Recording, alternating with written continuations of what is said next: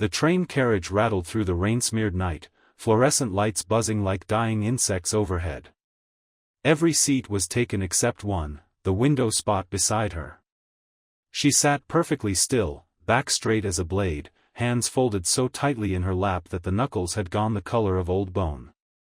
Her gaze was fixed on the black glass, but she wasn't really seeing the rain-streaked world rushing past. She was seeing memories instead. Looping, merciless, the same frames over and over until they felt carved into the backs of her eyelids. 317 days. That was how long it had been since anyone had chosen the seat next to hers without being forced by overcrowding or exhaustion. 317 days since the whispers had started in earnest, since the sideways glances had hardened into something colder, something that said stay away without ever using words. She had stopped counting the exact number of times someone had stood in the aisle, weighed the empty space beside her against every other option, and chosen to keep walking. She had simply started counting the days instead. It was cleaner. Less personal. Her coat was damp from the 20-minute walk to the station in the downpour. Too thin for late November. The kind of coat you buy when you tell yourself this winter will be the last one you spend alone, so why invest in something warmer?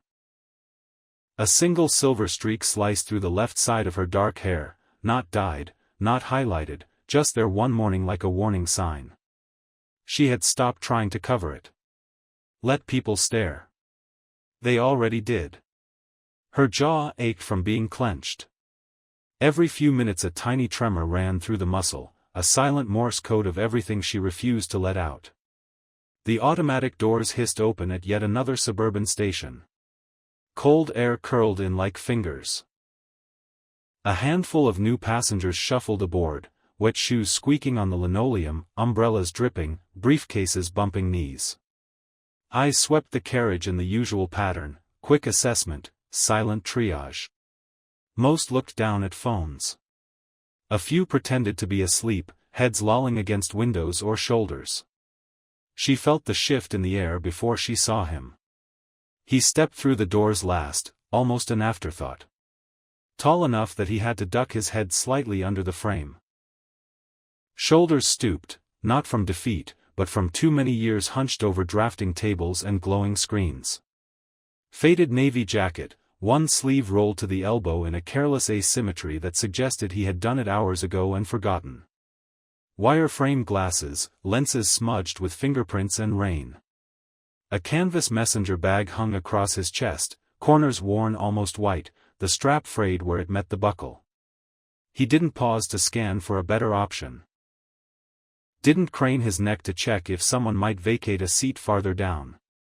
Didn't perform the little apologetic half-smile most people offered before claiming territory. He simply walked straight to her row and sat. The movement was so unremarkable it felt rehearsed. Gravity did most of the work. His weight settled into the cushion beside her with a soft creak of springs. No eye contact. No murmured, "Mind if I?" No theatrical spreading of coat and bag to announce occupancy. Just presence. She flinched. It was small, almost nothing. The tiniest twitch of her left shoulder, the way a deer's ear flicks at the crack of a distant branch. Her hand spasmed tighter in her lap until the nails bit crescents into her palms. For 3 long, airless heartbeats she forgot how lungs were supposed to work. He unzipped the side pocket of his bag with the slow, deliberate motion of someone who has done the same thing 10,000 times. No flourish. No hesitation. He drew out a battered paperback, spine cracked in 3 places, cover creased into permanent waves, and opened it to a dog-eared page near the middle. His thumb smoothed the fold once, almost absently, before his eyes dropped to the lines. The train lurched forward, metal wheels screaming against wet rails. Silence stretched between them like taut wire. She waited for it, the inevitable moment when he would realize. When he would glance sideways, register the invisible quarantine zone, feel the wrongness of the space he had entered, and find an excuse to move. A phone call.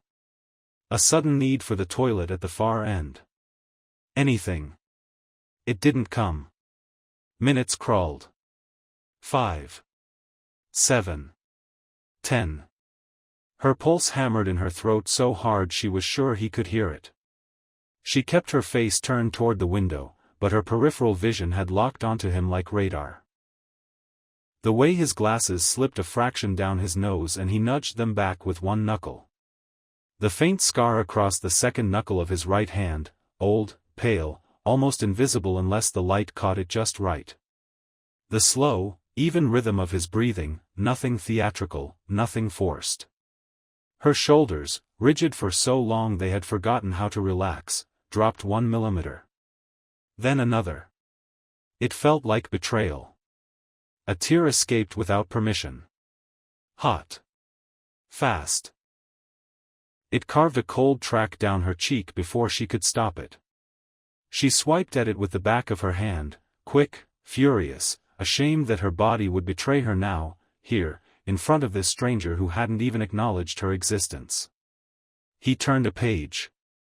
The sound was small, intimate, obscene in the silence. The train swayed through a curve. Overhead lights flickered once, twice, throwing their faces into momentary shadow.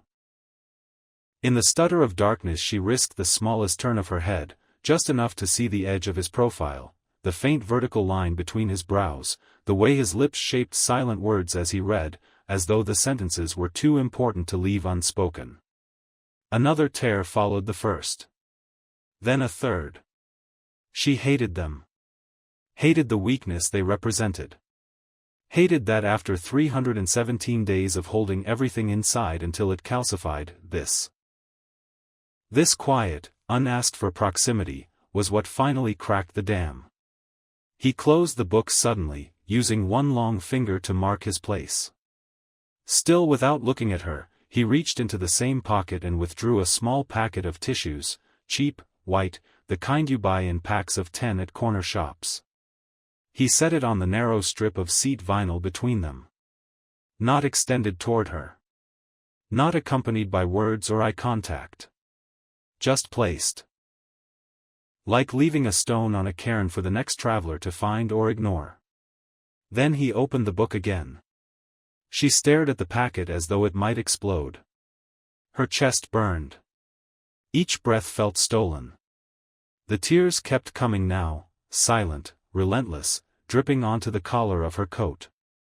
She didn't sob. She had forgotten how.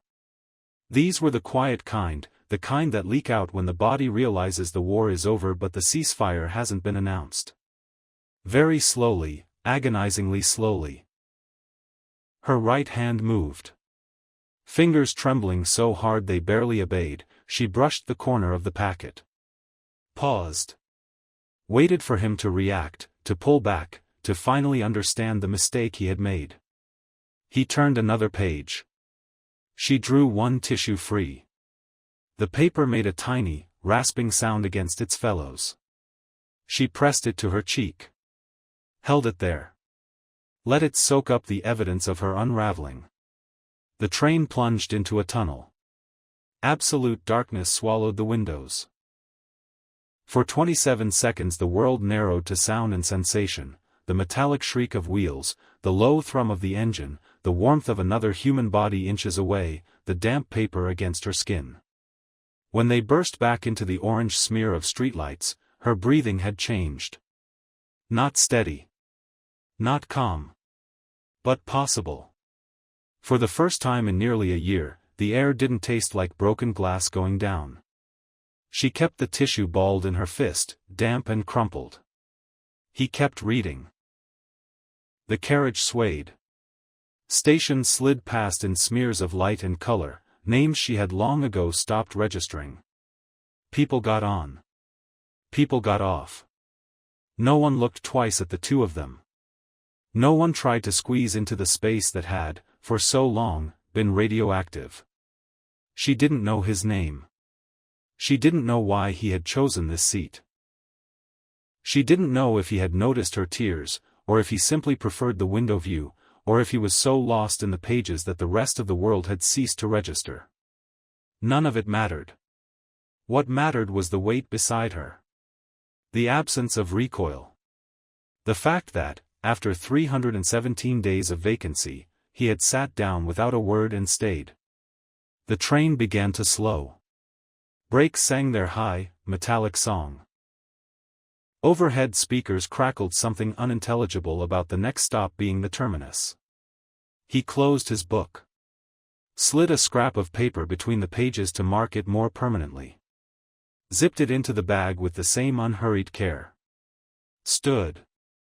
For one terrible second she thought he would leave without looking at her, would vanish into the crowd like everyone else, leaving only the memory of warmth on the seat and a single tissue packet as proof he had ever been there.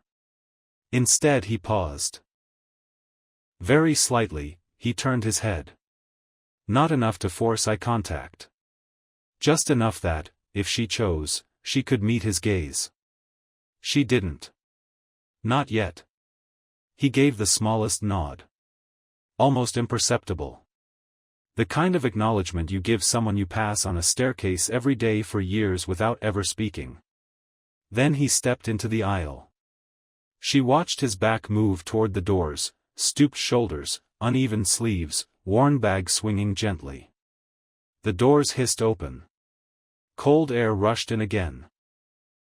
He disappeared onto the platform. The doors closed. The train remained stationary for 3 more minutes, long enough for her to realize she had reached the end of the line. She stayed seated. The carriage slowly emptied until only a few stragglers remained.